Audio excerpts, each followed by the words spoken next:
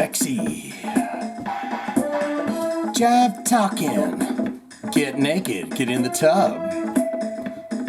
Look how Shane's coming to give you a rub.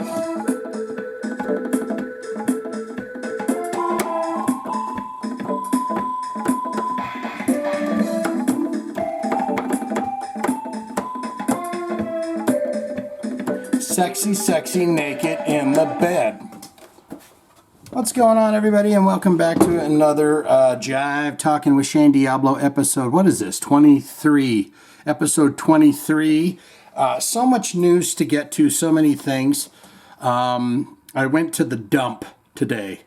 That is a depressing thing to go through if you've never been to the dump. And I guess it's a good thing to do to clean out your storage, clean out your apartment, clean out your house, your garage.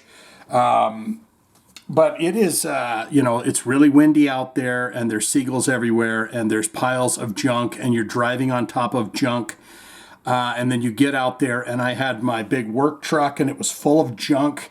And there was nothing more exhilarating, besides the fact that you're getting filth and muck in your eyes.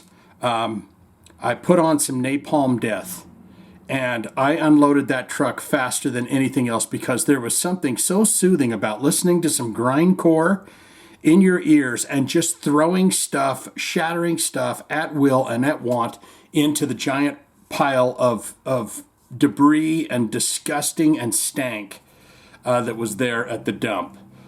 So I guess I would say to you, if you have stuff to go get rid of at the dump, it's better that you take it to the dump than put it out on the side of the road or dump it on the freeway or something like that. But you go to the dump, I would suggest you put on a Napalm Death record or a playlist and just have at it because you'll have a great time. So much to get into here today, people. We've got some stories here. This is, I've said this once, I'll say it 1,000 times. This is one of your many, many, many news sources for hard rock and heavy metal news. And look at this. We got the grandfather of shock rock. Well, maybe not the grandfather of shock rock, but that's Gene Simmons. And guess what he's going to say? He's going to say, yeah, the fans killed rock and roll. That's what they did. So let's see what Gene's on about. This is a nice close-up of Paul through that back screen there. But Gene's pointing out at someone going, yep, you killed rock. Kiss frontman Gene Simmons is firm in his belief that rock is dead. Now, in an interview with Metal Hammer, Simmons once again claimed the genre is dead and the fans killed it by downloading music. This guy's like 10 years off from that. He's still stuck in Napster times. They're stealing our shit, It's like no one does that anymore. I mean, you really got to be focused on owning a lot of illegal music if you're still like doing those, what would they call those? Download peer-to-peer sites and stuff like that. Here's Gene. I stand by my words. Rock is dead. The people that killed it are fans. Fans. Well, fans gave you a career too, Gene, so you're welcome for that. Fans still have to, you can't run around naked with your juicy tits hanging out. So you got to have a Kiss shirt on or something like that, right? Fans killed the thing they loved by downloading and file sharing for free. Yeah, see, this is all old news. How do you expect someone who loves the guitar to come into this creative process? Because they pick it up and they want to write songs? That's what I would say. You've got to invent yourself. And so rock is dead. He keeps going on about how in the last few decades there hasn't been a Beatles, there hasn't been a Led Zeppelin, there hasn't been a... But he's not in the know, is he? I mean, he's a big rock star and stuff, but I don't know that he's keeping up with the trends of today. The Greta Van Fleet, Ghost, and Slipknot. They're no ragamuffins, right? They're doing okay. While there's no concrete way to say if that assertion is right or wrong, Simmons may want to also consider streaming payouts as a possible deterrent for artists in the modern age. Sure, sites like Bandcamp give artists a decent chunk of change per purchase so far, but streaming giants like Spotify aren't paying any small to medium artist bills, and probably some bigger than that. So I'm not sure that fans downloading music is entirely of the issue here.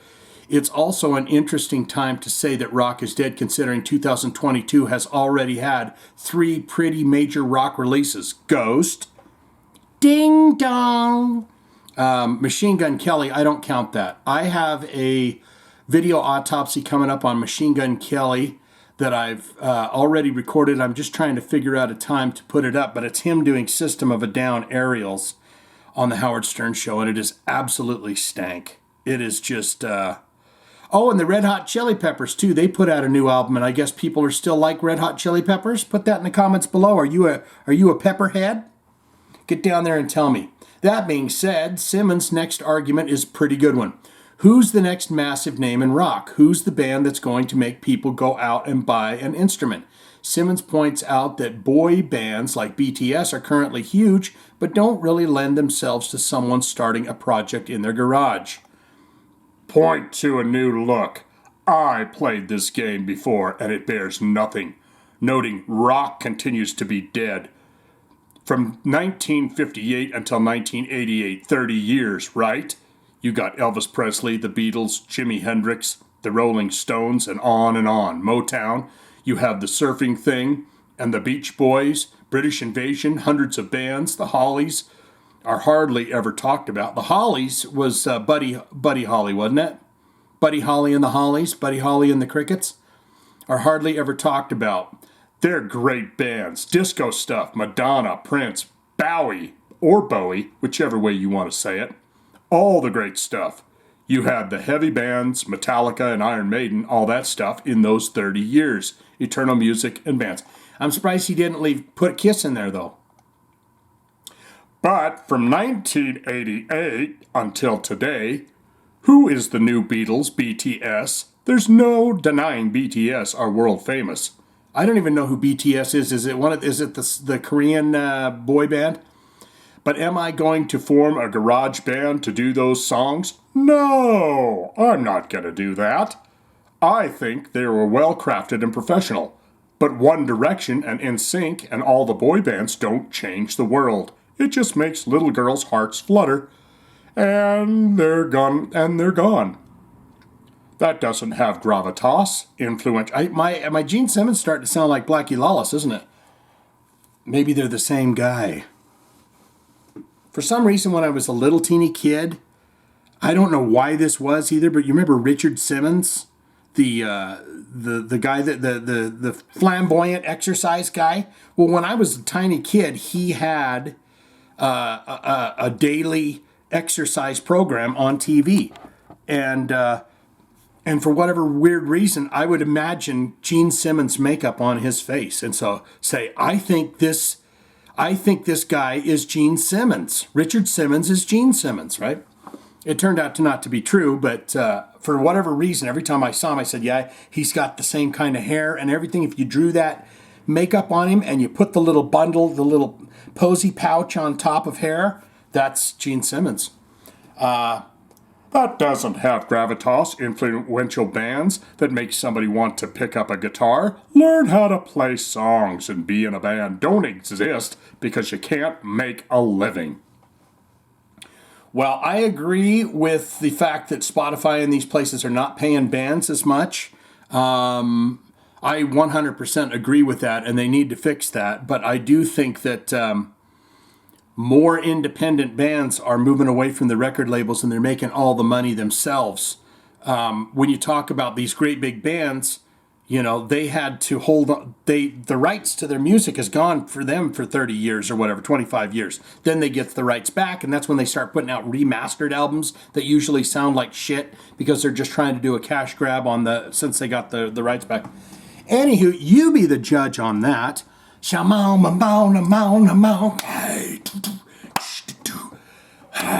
look at that. That's Joe Elliott. I think I'm digging him with the grayish hair, the straight grayish hair. But you're going, Shane, I'm seeing an image here of Joe Elliott, and I'm seeing the lead singer of Ghost, Papa Emeritus 4. Or is it 5? 4. What could this possibly mean? I'll tell you what it means. Ghost was going for Pour Some Sugar on Me, Def Leppard vibe on this new record. And so they thought they would ask old Joe Elliott what he thinks. Ghost's new album Impera is really popular. The album debuted at number 2 on the Billboard 200 charts with 70,000 equivalent album units sold and did equally well across the world. Now, briefly going back to Gene Simmons' statement about rock is dead and stuff, the Billboard chart, back in the day when you were selling a lot of CDs and stuff, it wouldn't be uncommon to hear 250, 300, a million albums sold the first week. So for Ghost to be at number 2 on the Billboard charts with 70,000, that's definitely a drop. Ghost mastermind Tobias Forge has also been extremely clear about his intention to make Impera a stadium-size album with slower songs that are meant to sound great on stage. So in writing a stadium-sized record, who better to get the approval from than Def Leppard's vocalist Joe Elliott? When you make love, do you look in the mirror?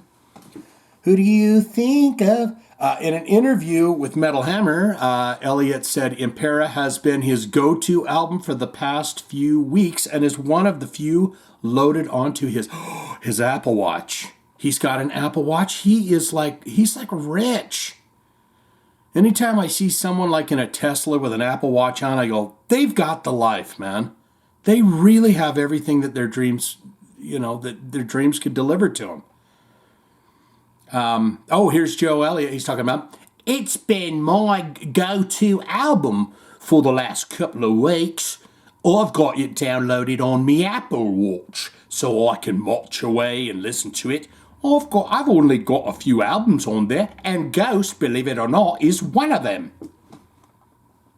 I like the fact that they've got a big intro for the album. It reminds me of the beginning of the Master of Puppets record.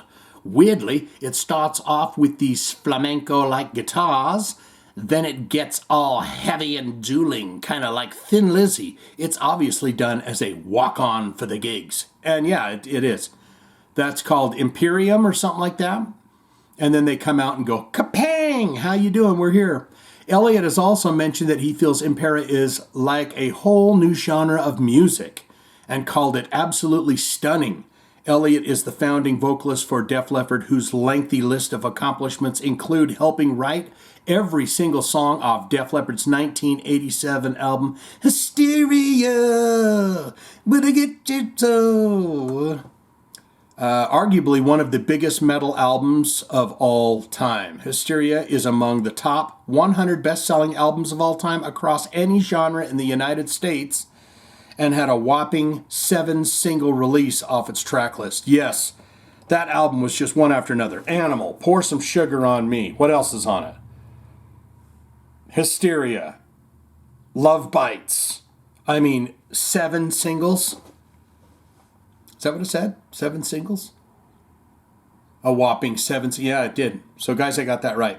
So again, if there's anyone to get a compliment from about your record being great, Elliott's name is high up there. Catch Def Leppard on tour with Motley Crue, Poison, and Joan Jett and the Blackhearts this summer. Here's all the tour dates. Are they coming to your town? Are you going to go? Are you going to see it? Are you going to watch what happens next? Are you going to root for Poison or your favorite band there? I thought this was pretty interesting. Rest in peace there, Mr. Lemmy. But I wanted to read what this article had to do with Ozzy Osbourne. Spoke to him the day he died, I think. Legendary Motorhead frontman Lemmy Kilmister passed away in his Los Angeles apartment on December 28th, 2015 from complications due to prostate cancer. That's another thing I was going to say too, folks. I'm in the process of setting up a colonoscopy. Get your colonoscopies. When you get into that age, don't say, I'm not going to do this, I'm not doing that. They're not sticking no hose or cameras up my ass. Do it, because a lot of people die from prostate cancer. You got Lemmy here, and of course, Dave Meniketti is now going into 6 weeks of radiation treatment for prostate cancer. Get your damn checkups when it's time for you to do that. Don't be goofy about it. Plus, they put you under. So whatever they're doing to you, if they're filming a spicy video to put on Pornhub or whatever they're doing with you, you're out for it. So you don't have to worry about what's going on or be embarrassed by the fact that someone's ramming something up your ass. You're completely asleep. You wake up, you feel a bit weird, and then you go home. Okay. Let's see. He spoke. Okay, so it says in an interview with Classic Rock, Ozzy Osbourne reveals he spoke to Lemmy the morning he died. Osbourne said he couldn't figure out what Lemmy was talking about throughout the conversation and wanted to talk to someone else who was there, which is tragic beyond words, but maybe nice that Osbourne got to hear his friend's voice for one last time. Okay, here's our Ozzy. He was a good man, Lemmy was. All the guys from Motorhead have gone now, from the original band. It's hard to lose anyone you love. Oh, geez, my Ozzy's not very good. I was talking to Lemmy on the morning that he died, but I couldn't understand what he was talking about. I wanted to talk to someone else who was there, but he kept giving me the phone to Lemmy. Osbourne has always spoken highly of Lemmy and even named him his rock god in 2021 interview. My rock god is Lemmy Kilmister, Ozzy says. Lemmy was a guy. He shot from the hip every time. That sucks, or I like that. I'm going at starting lyrics, but I can't finish them. And he'd write a bunch of lyrics for my songs. Mama, I'm coming home. Oh, he did? So I'd give him a tape and I had this book on World War II. I haven't read it, and I told him, tell me what you think. And I have a bunch of these lyrics whenever you can. I'm thinking it's going to be a week. And he says, come back in about 4 hours. So I got back, and he goes, what do you think about these? And I go, oh, bleeding bloody hell, that's nice. He then goes, what about these? And I said, oh, you got two? Oh, well, shit in me hat and call me Tina. Oh, and there's the Hellraiser video that we did. We did a reaction video to this 30th anniversary Hellraiser video. Osbourne also released 30th anniversary edition of No More Tears in 2021, which included... Okay, so that was on No More Tears Remaster, anniversary edition. Do you remember just a little bit ago when I talked about how once you get the rights back to the music, they re-release anniversary and remaster and remake and redos? There you go. No More Tears in 2021, which included a special version of Hellraiser featuring Lemmy on vocals. So there you have that, my friends. Lemmy, we love you. I don't know what this story was about, but I wanted to get into it. It's System of a Down. And it says something, apparently System of a Down is inappropriate for Amazon warehouses. I don't know what that means. So the only way to get to the bottom of that would be to read this. Apparently, you're not allowed to play System of a Down while working in an Amazon warehouse. Or at least that's the experience that TikTok user Viva La Habibi had while working. According to Viva La Habibi's video, Chop Suey was playing briefly in an Amazon warehouse before being deemed inappropriate and turned off. They later complained about the other music chosen for the warehouse, but noted, I'm grateful my job plays music even if it's... I don't know what this little emoticon is. Trash? Looks like a little trash can or something. I'm grateful my job plays music even if it's trash. LOL, no complaints. We've got the video here. Let's see this. Who knows if this is an across the company policy or someone at this specific warehouse is just real sick of System of a Down. Maybe they'd approve the Machine Gun Kelly version of Aerials instead. No. Let's see what this is.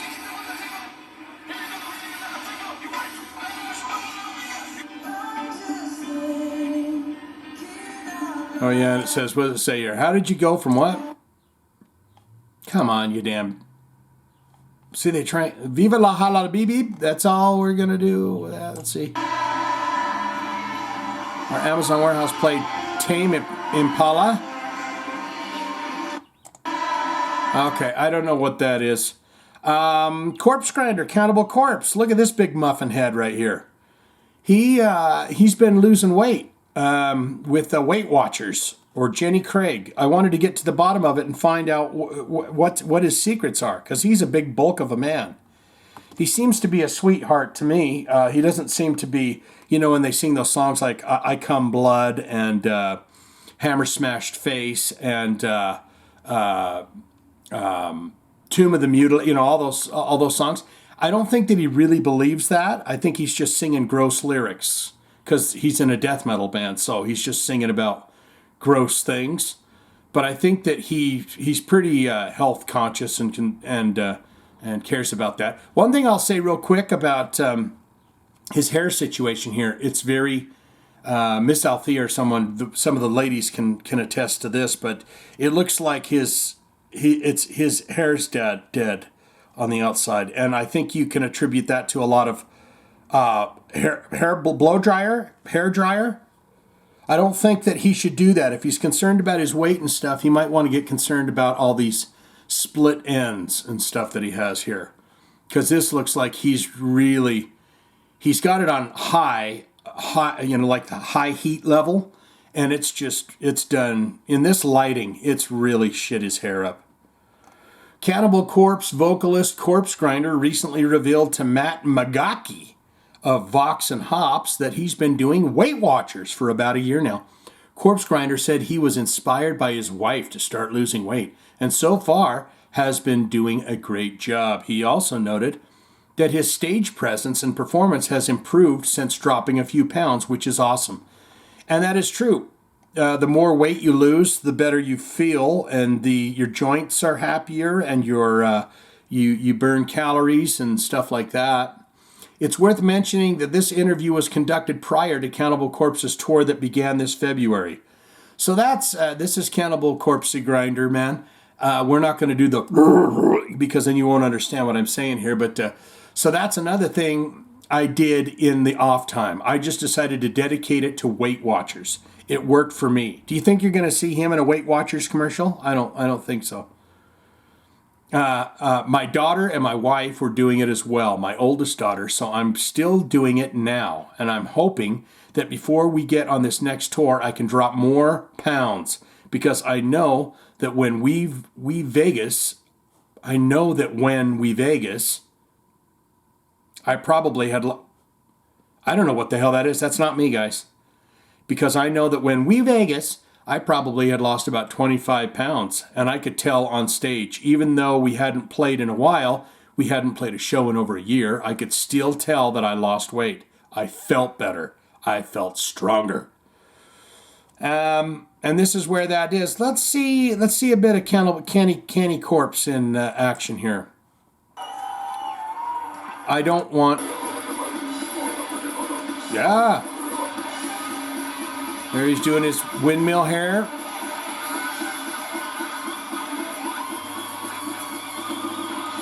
This might be a good concert to actually watch. I kind of like the way it's looking and everything else.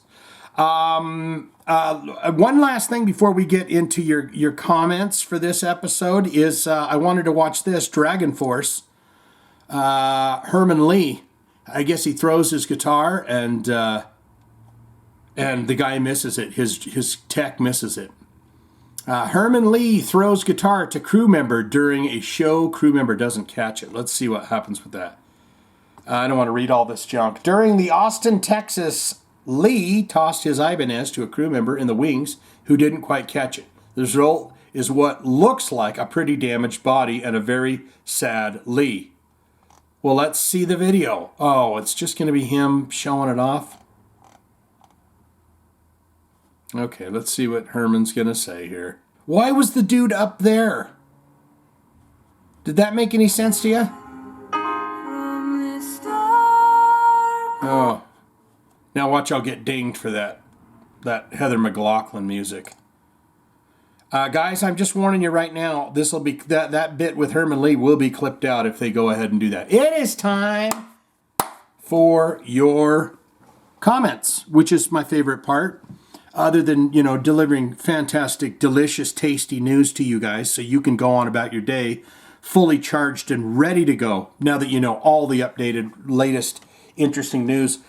One quick thing, I may or may not do the Shine Down. They played a show and they did the big explosions on stage, and Brent Smith was right over the top of it. We're talking it fried his nuts. I mean, the explosion went right up on him. And then, so I don't know if we're going to get to that in the video autopsies or not, but you might want to take a peeksy doodle at that if you haven't heard about that. Let's get into these comments here. Dave J. Peck coming in. Hey, Shane, I'll buy myself a Diet Coke for Poison Talk Dirty to Me. Also, the Metallica song you're thinking of is Escape. Yes, from Ride the Lightning. Rock on. Yes, indeed. Escape is the song that I was thinking of that they hardly ever play, but they're starting to play again. And the Talk Dirty to Me was the pick up the guitar and talk to me from the last episode. Do you remember that? There's your heart, my friend Dave. Good to hear from you. Miss Althea coming in. She's got her stuff here. The dumbstruck fool says, I always say drumstuck. I don't know what that is. The dumbstruck fool says, I knew nothing about the Manson John 5 incident until you covered it here, so that was true news to me. Hey, yes! Fantastic. Or at least I have zero recollection of seeing it or hearing about it back at the time. No disrespect to John's state in that moment, and may his sister rest in peace, yes. But I am still just trying to wrap my head around Manson dressed up as Mickey Mouse possessed by Al Jolson. Yeah. No words, man.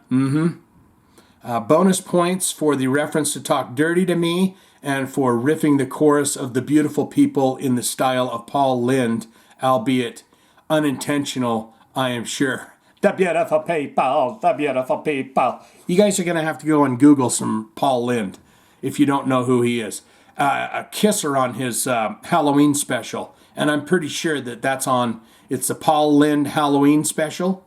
And I think Kiss is on there from like back in 1978, something like that.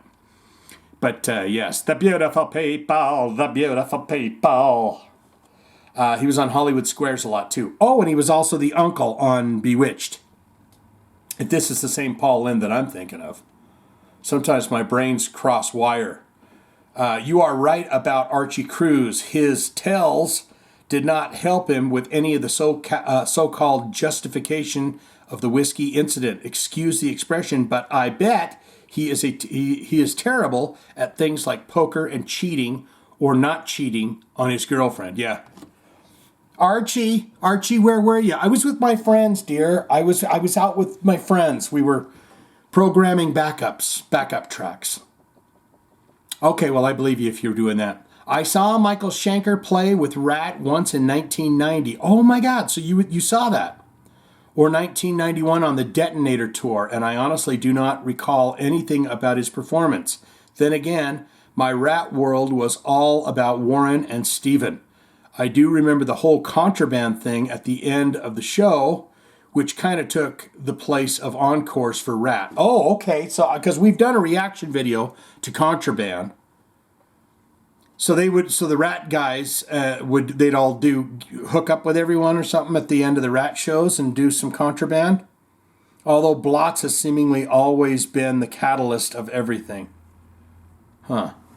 As a quasi-reply to Whitebread's episode 21 comment on the Metallica tip, would my Thrash Boys believe that I watched the documentary Bay Area Godfathers Part 1 and 2 and really enjoyed it? Thank you, WB, Bobby Simpson, Mikey B, and other expert contributors to this channel. Yes, and that's what I consider you all to be, as contributors. You know, it's like ideally every single video that I do, I'm looking for information. I would love everyone else to be able to come to the video, to have fun, have a laugh, have a giggle, and get down in those comments and learn some amazing shit. Because I do that on a daily basis. I learn something new where I go, I can't believe that. That is crazy. That is one of my all-time favorite things about reading the comments. Now, I could do without the every once in a while, God, you're an ugly bastard, or whatever. But you're going to have those, you know, and I honestly don't get a whole lot of that, but I love it when people get down there with the comments and they get and the instructional stuff, good stuff. So she's giving a shout out to everybody there. I had a great familiarity and appreciation for the content. Double horns to my SDTV brothers. I love it. That is getting a heart. That's getting a thumbsy upsy, and that's also getting some of my special double horns. Where's the double horns? I want the double. I'll give you a Spock thing instead. There we go. You're getting the Spock thing there for that one. That was a good one. Miss Althea, we love you. Laciso Caridas. Archie, I'm sorry if I just butchered that name, but you're getting your heart right now because I feel bad. And someone's already given you a thumbsy upsy. Archie Cruz can play and sing okay, but he has been off since parted ways with the original lineup in 2018. So it is one of those things where they're all hired guns and he's kind of the guy running the show. Heartsy for you. Laszlo. Oh, that's an L. Laszlo. Jesus. Sorry, buddy. I'll give you a heart. I'll give you a thumbs up too for that. Jesus. No smoking dogs. Oh, that reminds me of Kids in the Hall. This No Smoking Dogs is a commenter here. We'll read his comment, but do you remember Kids in the Hall? The little kid that Bruce McCulloch played? And one time, I saw these kids, and they smoke. And they trained a dog to smoke. And he would go and beg for cigarettes, and then they would smoke. If you haven't seen Kids in the Hall, you got to watch that, and you got to enjoy the little nerd kid that Bruce McCulloch plays. Saw your GFM video. Surprised a little that you didn't like them. I mean, I liked it just fine. It didn't seem, I don't really remember. We've done 2 now. That's the band. GFM is the, hold on, gold, frankincense, and myrrh. Surprised that you didn't like them, but then again, honestly, in the React world, is hard to come by. I kind of like them. I really would like to see what they develop into. I think that their next album or EP will be their make or break point. That said, I'm here to drop suggestions on you. There is another power trio of sisters. I'm not even looking yet, but I want to say The Warning. Is The Warning one of those bands? Basically the same age as GFM that took a different path. They went hard rock, even though some have called them metal for some reason. Okay, what's the name of the band? This song is probably their heaviest one to date off their Mayday EP released last year. Evolve, is that the name of the band? In case you're thinking, in case you think they're a studio creation, here's a live session video. Evolve, live session. Okay, they got to be called Evolve then. Not good enough? Question mark. Here they are playing in concert, captured by a fan in front row last month with decent audio. And then Evolve live in Monterrey, Mexico. All right. Well, but I'm going to give you a heart on that, but I'm going to have to come back and review that at another time because we're reading news here. But thank you for that, No Smoking Dogs. Mike Buchanan coming in. The first rule of Mime Club is you don't talk about Mime Club. Amen. Finally, someone said it. I've heard a few things from Third Secret. To me, it's nothing earth-shattering, not terrible, but not the OMG, this is going to break the world moment. And as always, a fantastic new episode. Loved the outro, my friend. Thank you. You're getting a heart and you're getting a double thumb. I'm sorry, but compliments and we'll get you everywhere. Oscar Salvador, he's coming in. He's got 2 of them here. It appears you do all of your videos in one take without editing. If so, that's talented. Many others will edit and splice over the flubs. This is good for the viewer, but I know it takes time and doesn't flow as smoothly. You are a natural. Oh, he's getting the heart and the thumb. And keep it up for all of your current and future viewers. We're almost hitting 10,000 here, people, pretty soon. You're getting that too. Because, yes. Okay, here's the thing with my videos.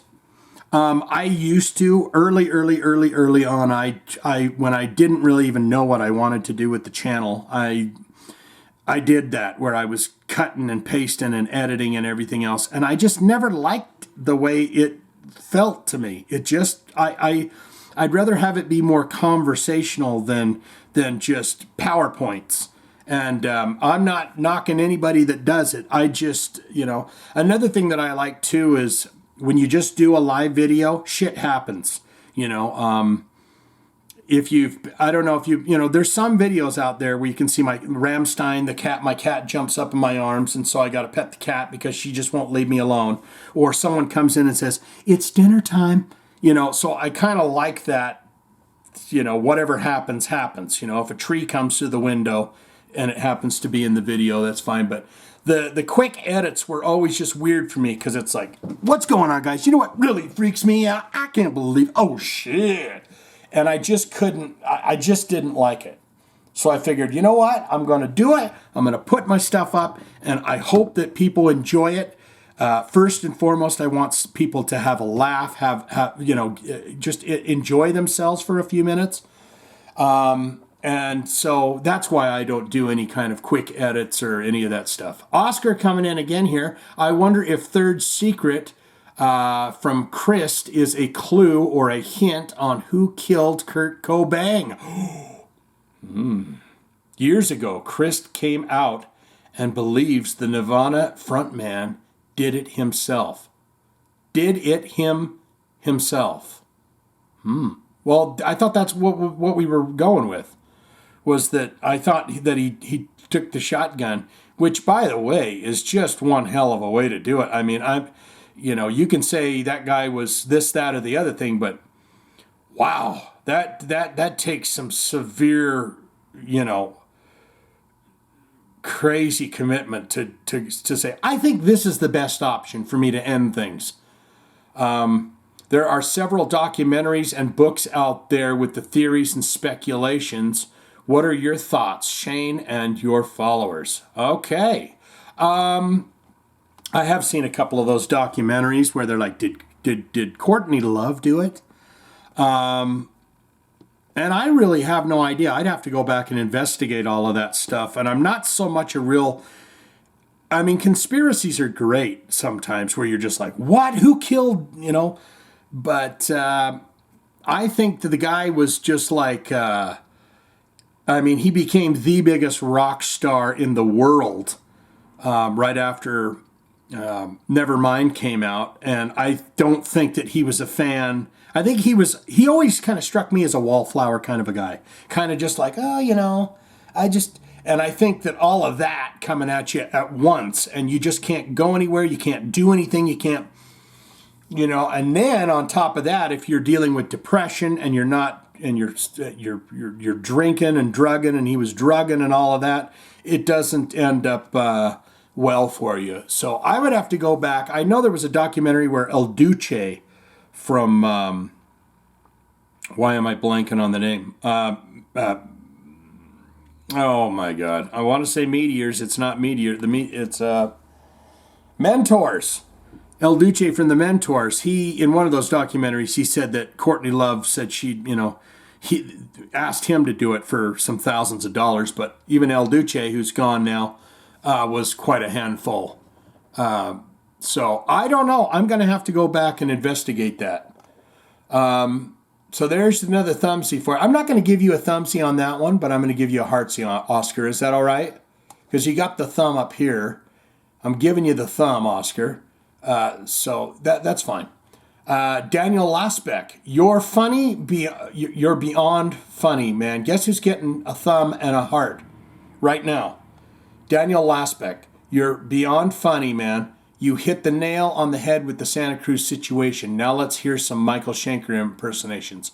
Oh, yes. When I come to the towns, everybody loves me, and they think I am the greatest guitar player who's ever lived on this world.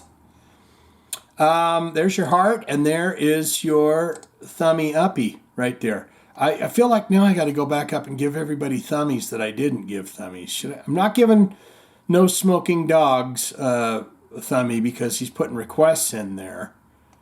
And I gave Laszlo, and Miss Althea got one. And sorry, Dave, I'm going to give you one.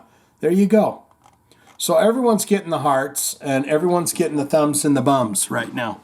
That's all I got for this swinging in. Loving you so damn much, and wishing you all well out there. I want you to stay safe and good and clean out that garage and get your colonoscopy.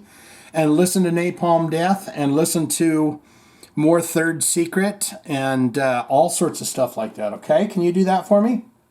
Let's see. Pattern 49.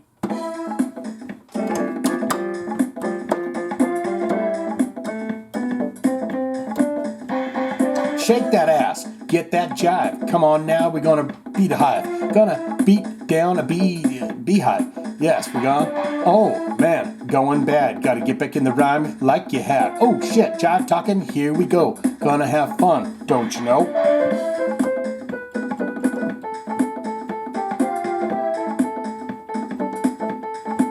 Jive talking. Jive talking. Shit in my hat. Hey ho.